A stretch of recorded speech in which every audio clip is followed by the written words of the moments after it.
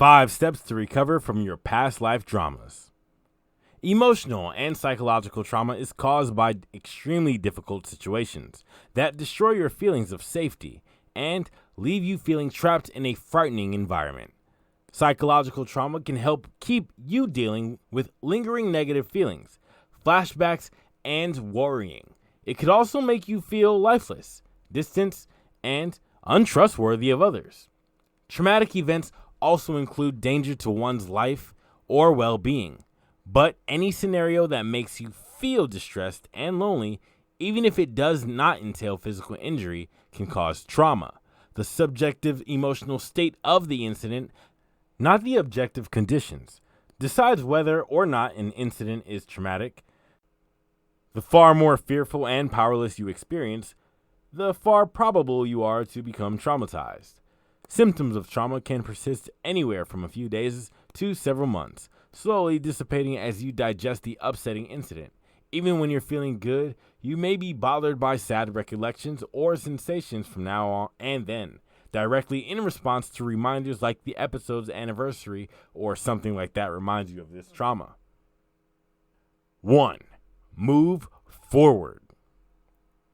Trauma throws your body's natural balance off, causing you to become hyperaroused and fearful. In addition to burning adrenaline and releasing endorphins, exercise and activity can help to heal your neurological system.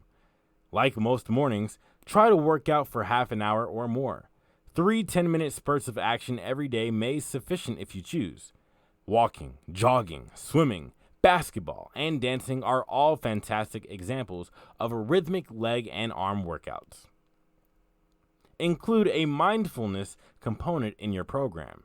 Instead of focusing on your sentiments or distracting yourself while exercising, concentrate on your body and how it feels. Mountain climbing, wrestling, strength training, and combat sports can all help, but you must focus on your body motions to avoid injury when participating in these sports.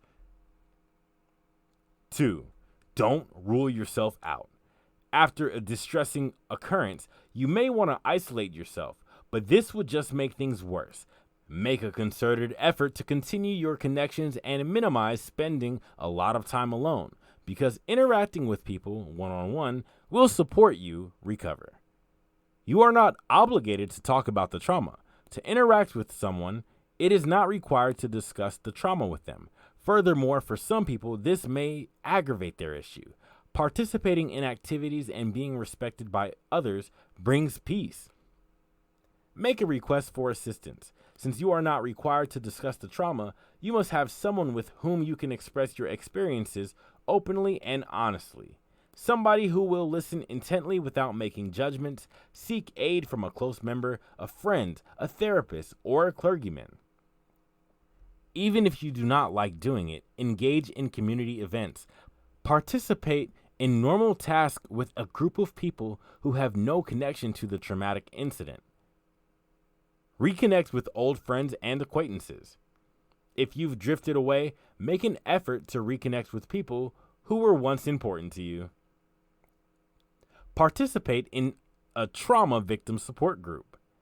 Interacting with people who are coping with similar challenges can help you feel less alone, and learning how others cope might inspire you to work on your own recovery. There should be more links made. If you live alone or far away from friends and family, it's vital to spread out and make new connections. Join an alumni organization or reach out to neighbors or coworkers by attending a program or a group to meet people who share your interest. You have the ability to self-regulate your nervous system. It's critical to understand that regardless of how annoyed, frightened, or out of control you appear, you can change your activation level and relax. It will not only assist to reduce the pressure that comes with trauma, but it would also create a feeling of authority.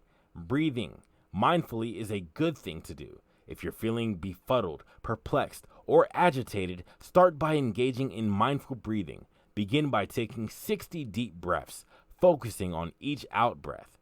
Allow yourself to experience whatever emotions you're experiencing at the time. Recognize and accept your thoughts and feelings about the trauma as they happen. Make an effort to live a healthy lifestyle. Keeping a healthy physique can help you manage better with trauma-related discomfort.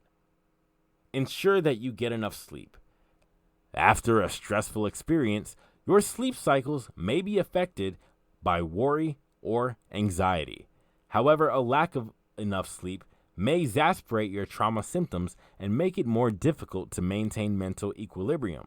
Go to bed and wake up the same time every day and get 7 to 9 hours of sleep. At all costs, alcohol and narcotics should be avoided. Their use may aggravate your trauma symptoms, making you feel more depressed, scared, and alone. Consume a well-balanced, healthful diet. Small, well-balanced meals spread out throughout the day will allow you to maintain your energy and reduce depressive episodes. Avoid sugary and greasy foods and get enough omega-3 fats from seafood, walnuts, soybeans, and flax seeds to enhance your mood. 5.